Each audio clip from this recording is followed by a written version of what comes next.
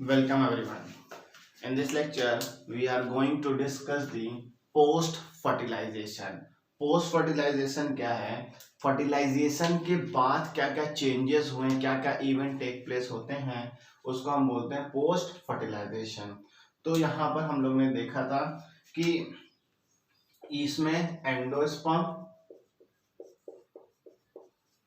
और जाइकोट का फॉर्मेशन हुआ था फर्टिलाइजेशन में, ठीक है।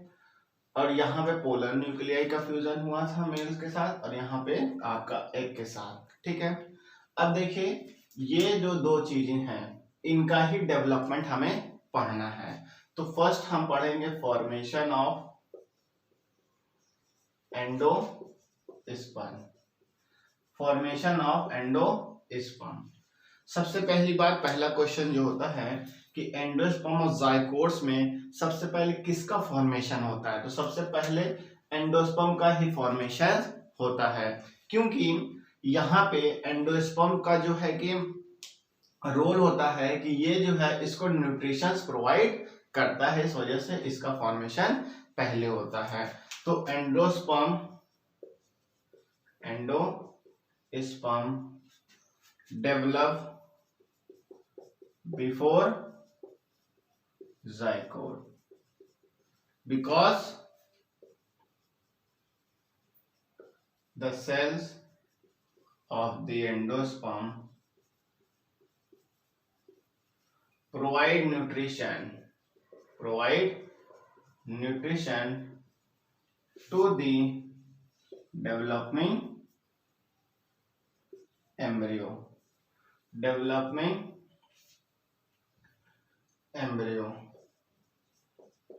उसको न्यूट्रिशन प्रोवाइड करना है, ठीक है। तो फर्स्ट पॉइंट यहाँ पे ये आता है। द सेकेंड पॉइंट इज कि ये जो है एंडोस्पर्म, इसमें प्राइमरी एंडोस्पर्म है और सेलुलर एंडोस्पर्म है। तो primary endosperm it divides repeatedly, ये जो है ये लगातार डिवाइड करता है, इसका जो न्यूक्लियस है लगातार डिवाइड करता है और फ्री न्यूक्लियाई फॉर्म करता है, और इस फ्री न्यूक्लियाई डिवीजन को बोलते हैं फ्री एंड न्यूक्लियस एंडोस्पर्म। तो यहाँ पे primary endosperm divide repeatedly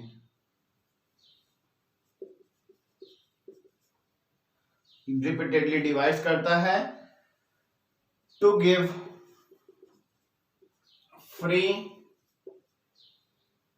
nuclear division,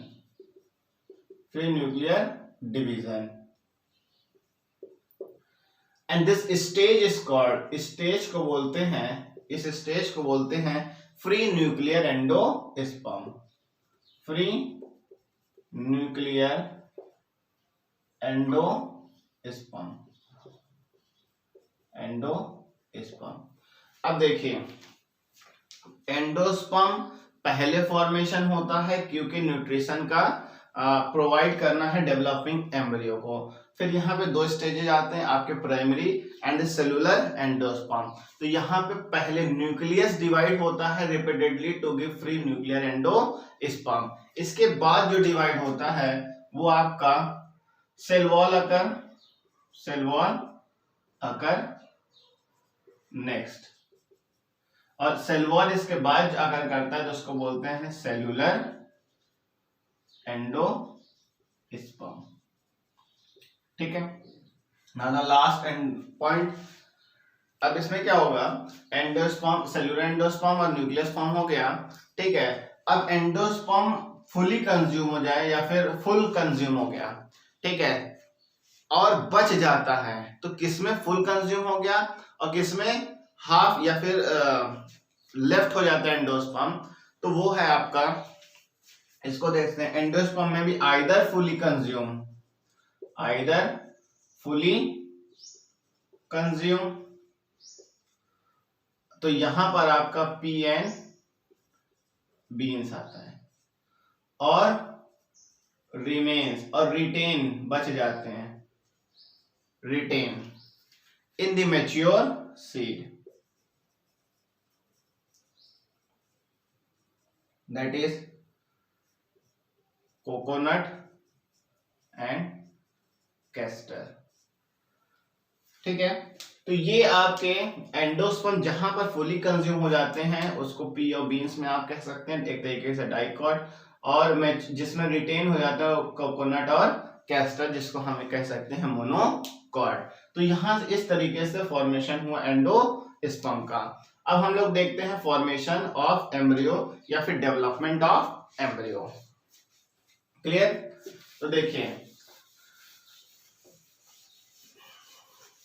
अगर बात करें एंडोस्पर्म की तो वो पोलर न्यूक्लियर में फ्यूज हुआ था।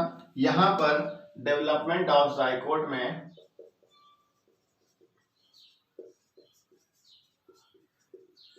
इसका फ्यूजन एक्स से हुआ था। माइक्रोपाइलर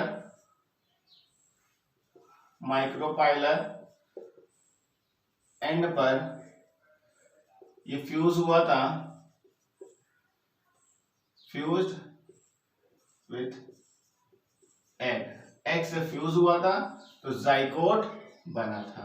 ठीक है, अब यही जाइकोट जो है पहले प्रो एम्ब्रियो फॉर्म करेगा। Clear? After that pro embryo के बाद ग्लोबुलर फॉर्म करेगा, ग्लोबुलर के बाद heart shape and then mature embryo. तो देखिए यहां पर पूछता है कि हार्ट शेप का जो डेवलपमेंट है किस स्टेज में होता है, किस में आता है, या ग्लोबुलर का, तो आपको ये नोटिस करना पड़ेगा। तो इसको देखिएगा। फिर यहाँ पे जो है मैच्योर एम्ब्रियो फॉर्म होगा। Typical dicot embryo consist of embryonal axis होता है एंड टू कॉटिलिडन्स।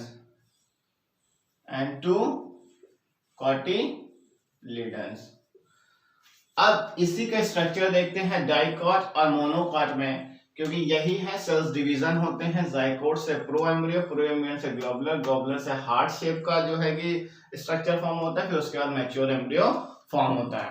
क्लियर? और फिर typical dicot embryo consist of embryonal axis and the two cotyledons. अब डाइकॉटिलिडन्स और मोनोकॉटिलिडन्स में जो स्ट्रक्चर फॉर्म होते हैं उसको हम डायग्राम के थ्रू देखते हैं। क्लियर? अब देखिए,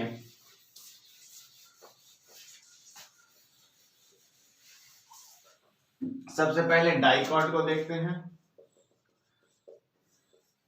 डाइकॉट जो है आपका, जिसमें दो कॉटिलिडन्स प्रेजेंट होते हैं।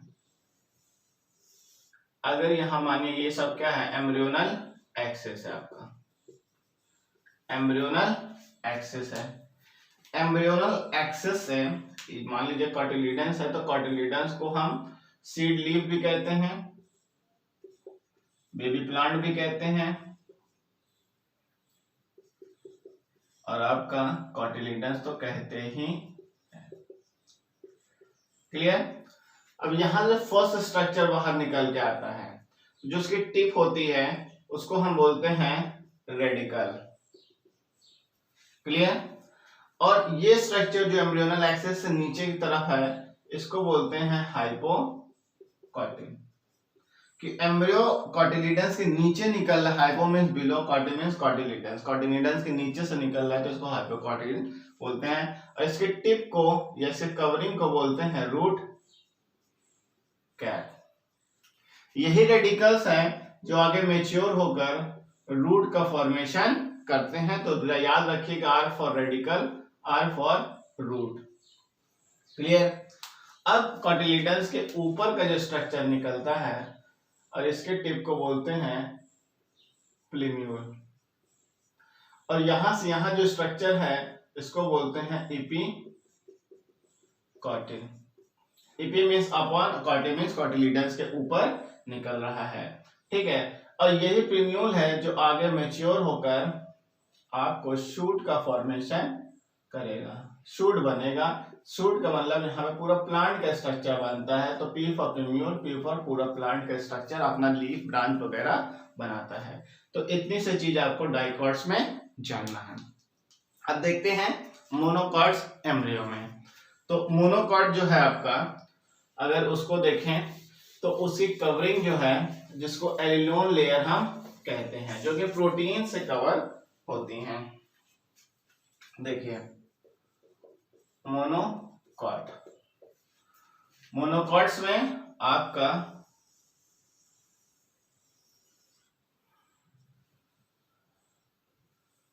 दो पार्ट हो जाता है, ठीक है। इसको पेरिकार्प कहते हैं, पेरिकार्प। अब ये जो पेरिकार्प है ये प्रोटीन की लेयर होती है और इसको बोलते हैं एलियोरोन, ठीक है। और ये इसका दो पार्ट है, the larger part is called the endosperm and the smallest part is called the cotyledon. पर यहां पर इस कॉटिलीडन्स को हम बोलते हैं स्क्यूटलम, स्क्यूटलम, क्लियर। अब ये एंडोस्पर्म इसको सप्लाई करता है, ठीक है। और कॉटिलीडन्स के ऊपर जो स्ट्रक्चर प्रेजेंट होते हैं उसको हम बोलते हैं प्लिम्यूल, और इसके कवरिंग को बोलते हैं कोलियोटाइल। कॉटिलीडन्स के नीचे जो प्रेजेंट होता है उसको बोलते हैं रेडिकल, और इसके कवरिंग को बोलते हैं कोलियोराइजा। अब यहां पर भी देखिए प्रिम्यूल आपका, कोलियो तो सेम है, पी से आपका प्रिम्यूल हो जाएगा कोलियोटाइल में, और राइजा में आर है तो रेडिकल में ये हो जाता है, ठीक है।